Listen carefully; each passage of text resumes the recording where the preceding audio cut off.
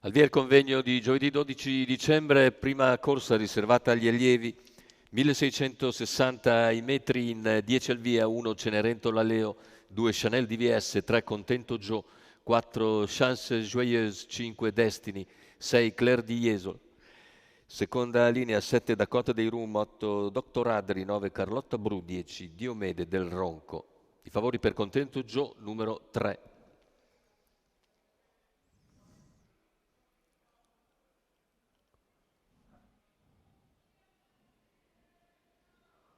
In partenza Contento Joe veloce, cerca di opporsi a Destiny e Claire Diesi.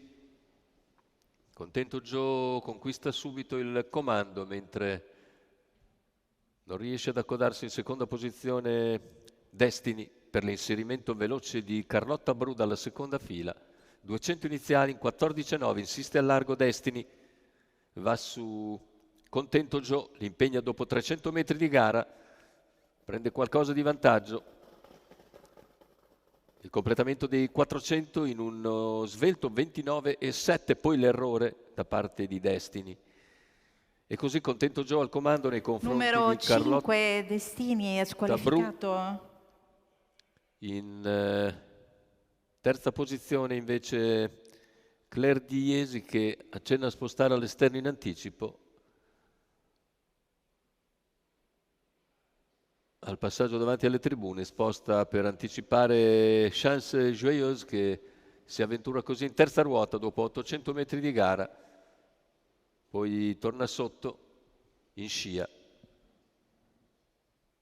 Più indietro Dr. Adri e gli altri. Numero 10 Diomede del Ronco squalificato. Al chilometro, che avviene con il tempo di 1:16,9, sempre leader Contento Joe nei confronti di Carlotta Bru alla corda. In terza ruota insiste Chance Joyeuse, che sospinge Claire Diesi all'attacco del battistrada Contento Joe.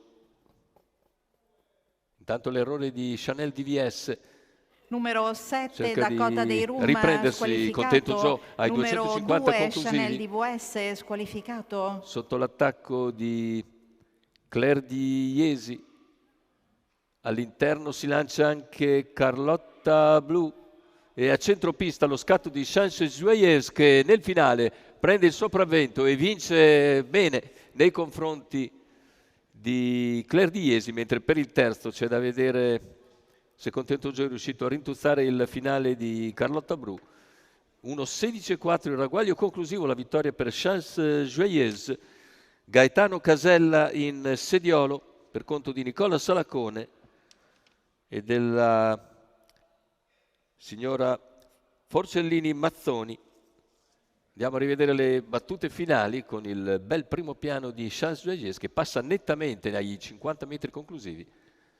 Si avvantaggia, vedete, può vincere addirittura di una lunghezza abbondante sul traguardo, mentre per il secondo posto è il numero 6 Claire di Jesi, che ha ragione sul palo di Contento Joe e